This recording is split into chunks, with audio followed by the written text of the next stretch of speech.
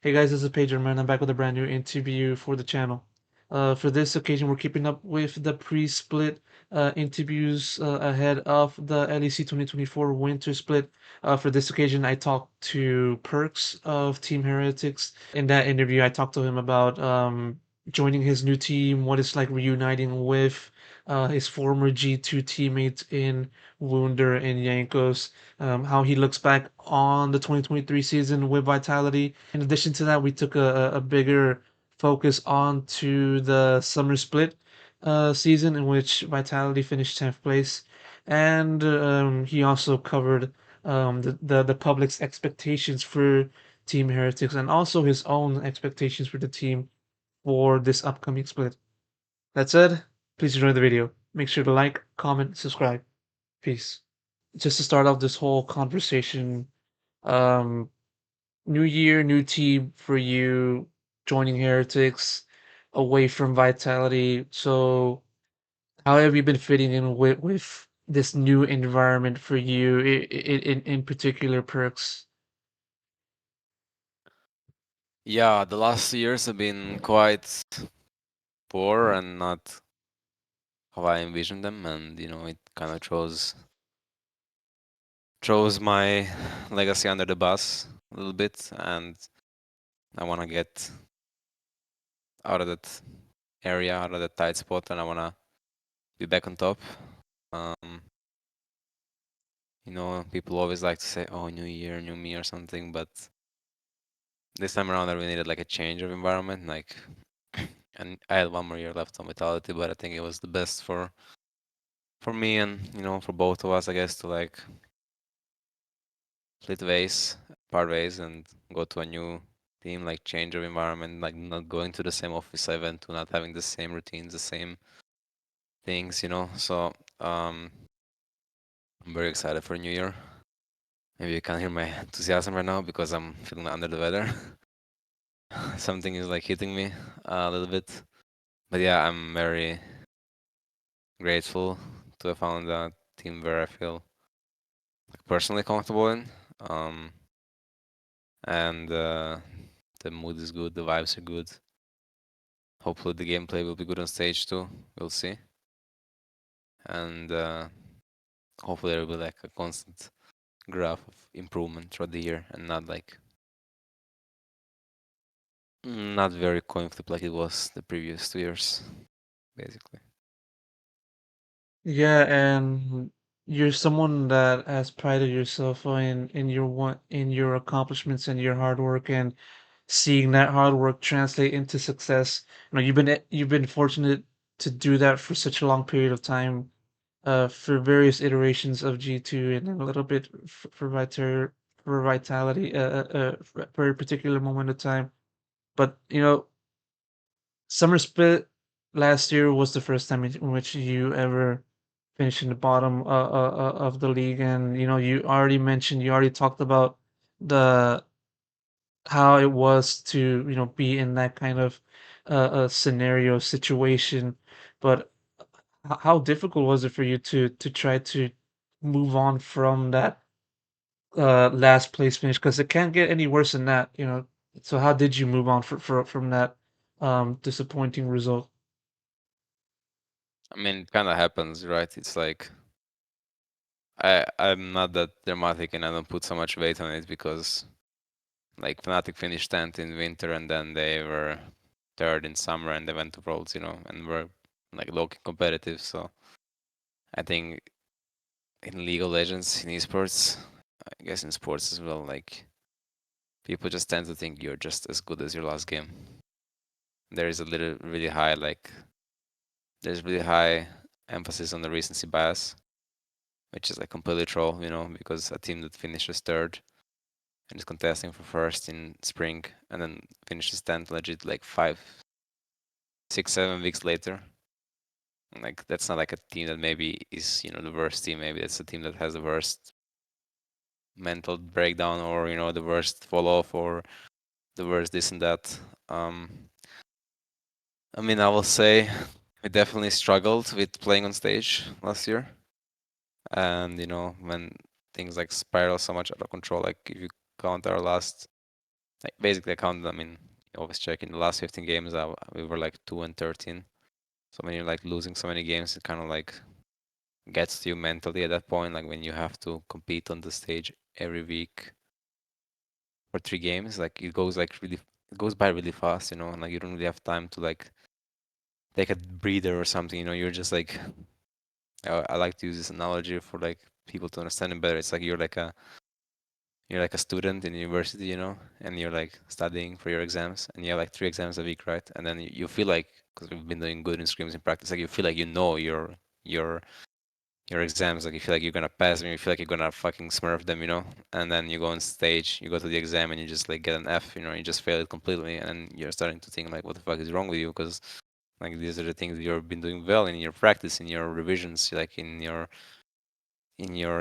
test games, and then it doesn't work out on stage, and then you're just like kind of doubting yourself, your teammates.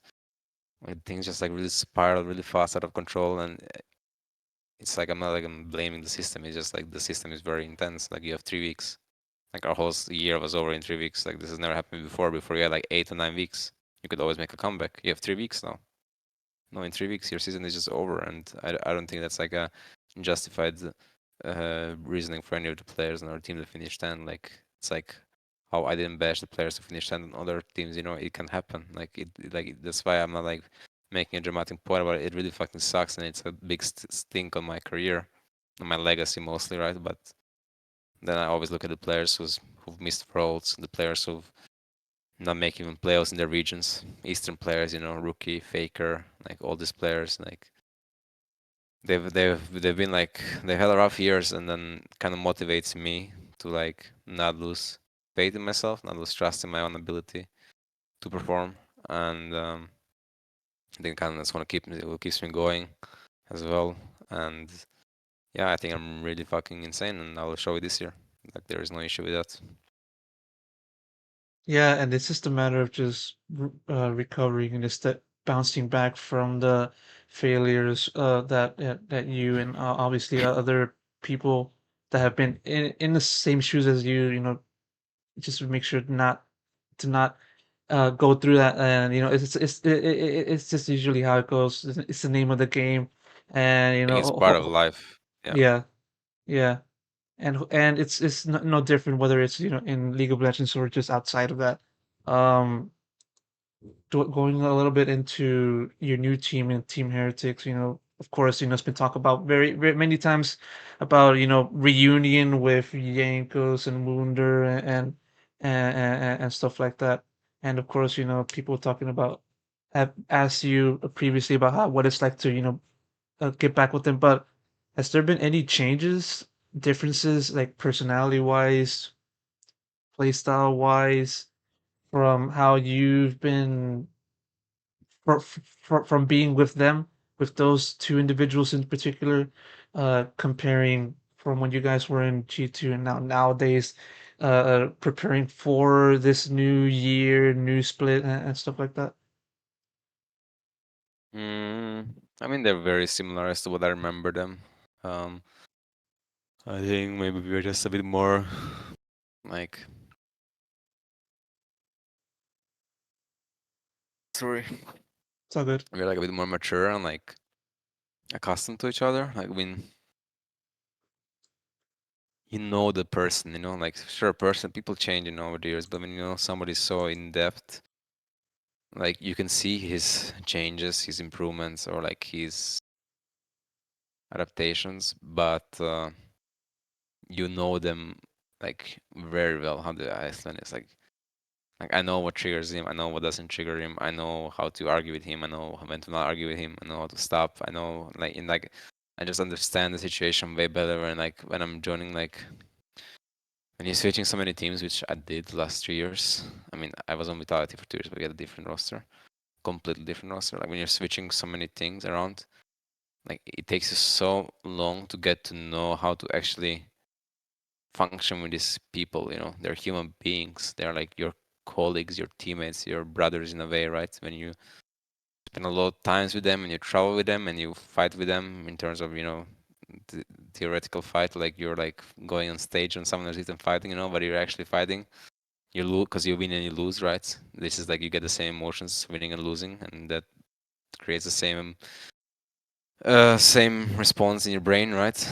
Um, so it takes a lot of time to get to know them and accustomed to them, and like every player has different, preferences, different priorities, different way to communicate, to talk, to receive feedback, to hang out, all these things which matter, which we kind of know what I'm getting into here, low key at least, more than other things, more than other times I've had in the last few years, and I think that will make my transition easier, and I think that will make my gameplay easier as well because I know what to expect of them. Two more questions I want to ask before you wrap it up. I want to know what's it been like working with Peter Dunn as the coach, because it's been many years since which quite a few years in which you've been competing against him for your respective teams.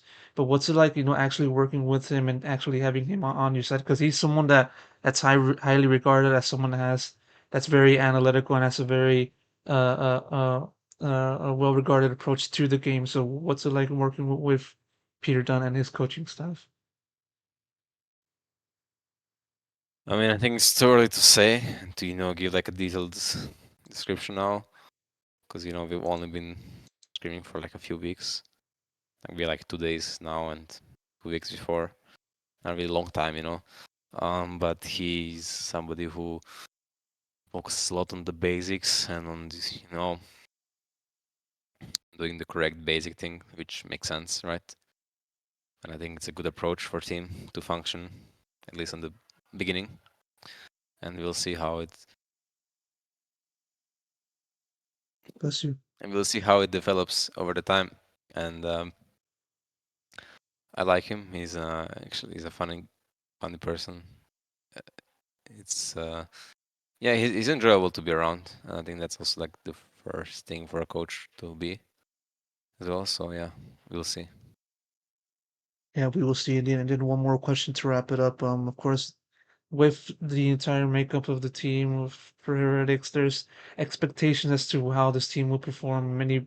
Some people view it as s- some people view you guys as one of the contenders to vie for like the top positions within the league, and also qualify for Worlds and maybe contend a little bit for MSI. What did you make of the expectations of fans and analysts alike, and how do you view your expectations for the team?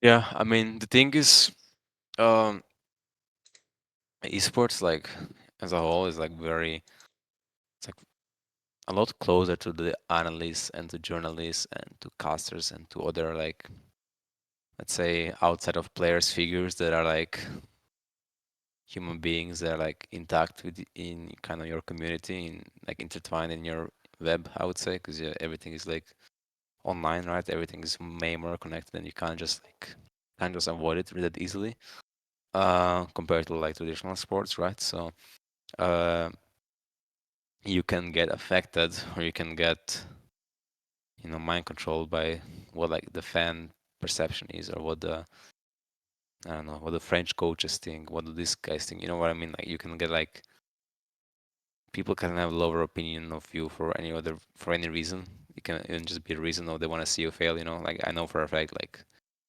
I know people love to see me fail, and this is the brand I've built over the years. And it's like when you're competing for so long, like I'm going into my 10th year of playing right now. People love to see me fail, but like just it's on you suckers. Like when because I'm gonna succeed again, and then there's gonna be a lot of like the fake guys, jumping on the train, on the hype train, and yeah, a lot of people want to see us fail just because we have players who like played for a long time, which is like very, very weird. Like I feel very sometimes underappreciated, for what I've done for the league scene for LEC in general, and it's kind of like I just kind of want to beat everybody. Like there's not even one like team more than other. Like I just want to kind of like smash everyone, and I'm sure my teammates want to do the same thing. So a lot of focus will be put on my own play and my own performance for this year. rather than like focusing on the outside stuff. Yeah. And hopefully you're able to do exactly that, as you said in your last answer. Perks, thank you so much for taking the time doing this interview. I really appreciate you answering all my questions despite your condition. Hopefully you get better soon. Thank you, man. Have a All nice day and right. enjoy your time.